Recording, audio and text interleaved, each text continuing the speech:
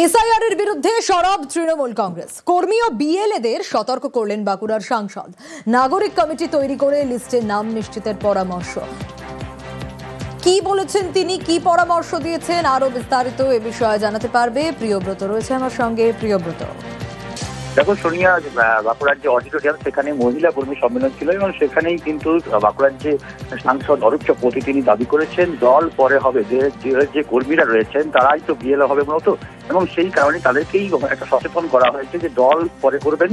কিন্তু এই মুহূর্তে এই যে এসআইআর চলছে সেখানে কিন্তু দলের বা মানুষের, সাধারণ মানুষের অন্তর্ভুক্তি, নাম অন্তর্ভুক্তি খুব গুরুত্বপূর্ণ। সেই কারণে যারা এই এসআইআর এর অন্তর্ভুক্ত হবেন বা বিএলএ হবেন তাদেরকে হুঁশিয়ারি দিয়ে বলা চলে বা সচেতন করা চলে যে তিনি কিন্তু বলেছেন যে এই যারা বৈধ ভোটার তাদের কিন্তু নাম তুলতেই হবে, কারণ আগামী দিনে এই নাম যদি না থাকে সেক্ষেত্রে কিন্তু থানায় অভিযোগ নেওয়া যাবে না, লক্ষ্মীর ভান্ডার পাবেন না, রেশন পাবেন না, এই সব যে সামাজিক বাধাগুলো রয়েছে বা ভুগি রয়েছে সেগুলো থেকে তারা দূরে চলে যাবেন, তারা বঞ্চিত হবেন। এবং সেই কারণেই মূলত দলের বিএলএ হবেন কর্মীরা, তাদেরকে এই সতর্কবার্তা দেওয়া হয়েছে। অন্যদিকে এই ঘটনার পরিপ্রেক্ষিতে বিজেপির পক্ষ থেকে দাবি করা হয়েছে এটা তিনি বলতে পারেন না, এটা অসাংবিধানিক। কেননা যারা সংবিধানের কাজ করছেন, যারা বিএলএ হবেন তারা মূলত তারা যে সময় এই এসআইআর শুরু হয়ে যাবে সেক্ষেত্রে তারা কিন্তু এটা সংবিধানের অংশ, সেক্ষেত্রে এই সংবিধান মানেন না যারা, যারা ভয় খাচ্ছেন যে কর্মীরা বা যারা ভুতুড়ে ভোটার ছিল তারা বাদ হয়ে যাবে, সেই কারণে তারা এই উক্তি। বেশ, কর্মী ও বিএলএদের সতর্ক করেছেন বাঁকুড়ার সাংসদ। কি বলেছেন মঞ্চ থেকে একবার শোনাই। আমাদের বুথে যারা আছেন তারা টেলিফোন করেন আর মোবাইলে ছবি তোলেন, কাজের কাজ কিছু করে না, এটা আপনাদের গার্ড দিতে হবে বুথে কর্মীরা কাজ করছে কি করছে না। যারা বিএলও দায়িত্ব নিয়েছেন তাদেরকে বিএলএদেরকে কাজ করতে হবে। বিএলএ তাস খেললে হবে না, ঘুমোলে হবে না, প্রয়োজন হলে যদি ভোটার লিস্টে কোনো জায়গায় আমরা অসঙ্গতি দেখতে পাই আমাদেরকে গ্রামে গঞ্জে নাগরিক কমিটি করে দিতে হবে, কোনো মানুষের ভোট যেন ভোটার লিস্ট থেকে না পড়ে।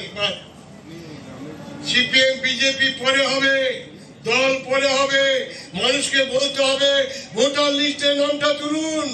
আপনি ভোটারের নাম না থাকলে থানায় গেলে আপনার ডায়েরি নেবে না, আপনাকে বিদেশি তকমা দিয়ে দিবে, আপনি রেশনে চাল পাবেন না, লক্ষ্মীর ভান্ডার পাবেন না, আপনি যদি ভোটার লিস্টে নামটা সুরক্ষিত না রাখতে পারেন। বাঁকুড়ার তৃণমূল সাংসদ অরূপ চক্রবর্তীর বক্তব্য আপনাদের শোনাচ্ছিলাম। মঞ্চে তিনি এই বক্তব্য রেখেছিলেন, আর তারপর নিজের বক্তব্যের ব্যাখ্যা দিতে গিয়ে কি বললেন অরূপ চক্রবর্তী দেখুন। নাগরিক কমিটিটা এই জন্য হবে যাতে বিএলওরা কাউকে বাদ দিতে না পারে। ভোটার লিস্টে নাম না থাকলে তুমি থানায় ডায়েরি নেবে না, তোমার রেশন বন্ধ হয়ে যাবে, তোমার চিঠি আসবে না, কোনো ইলেকট্রিকের কানেকশন পাবে না, অনেক প্রবলেমের মধ্যে পড়বে। এটা তো গ্রামের লোক সকলে ব্যাপারটা জানে না। নাগরিক কমিটির দায়িত্ব হচ্ছে দল ফল পরে, আগে আমার নামটা তুলতে হবে, কোনো প্রকৃত ভোটারের নাম যাতে বাদ না যায় তার জন্য নাগরিক কমিটি করে সচেতনতা করা মানুষকে। ভোটার তালিকায় নাম তোলাতে কর্মী আর বিএলএদের সতর্ক বার্তা অরূপ চক্রবর্তীর। আর অসাংবিধানিক মন্তব্য তোপ বিজেপি বিধায়কের। ওপেনলি এটা বলা যায় না, গণতন্ত্রকে খর্ব করা হয়। এসআইআর নিয়ে তিনি ডিএম এর কাছে যেতে পারেন, ব্লকে যেতে পারেন, এসডিওর কাছে যেতে পারেন, সেটা আলাদা বিষয়। রাজনৈতিক খোলা মঞ্চে রাজনৈতিক বক্তব্য এখন চলে না বিষয়টা নিয়ে। আইন নিয়ে তিনি সেখানে অ্যামেন্ডমেন্ট করছেন, এটা বোঝা হচ্ছে শাসক দলের এমপি এমএলএ এরা খেপে গিয়েছে। নির্বাচন কমিশনার তিনি এসআইআর লাগু করেছেন, এখানে হবে, এবং কোটির অধিক ভুতুড়ে ভোটার, রোহিঙ্গা ভোটার, মৃত ভোটার সব বাদ চলে যাবে।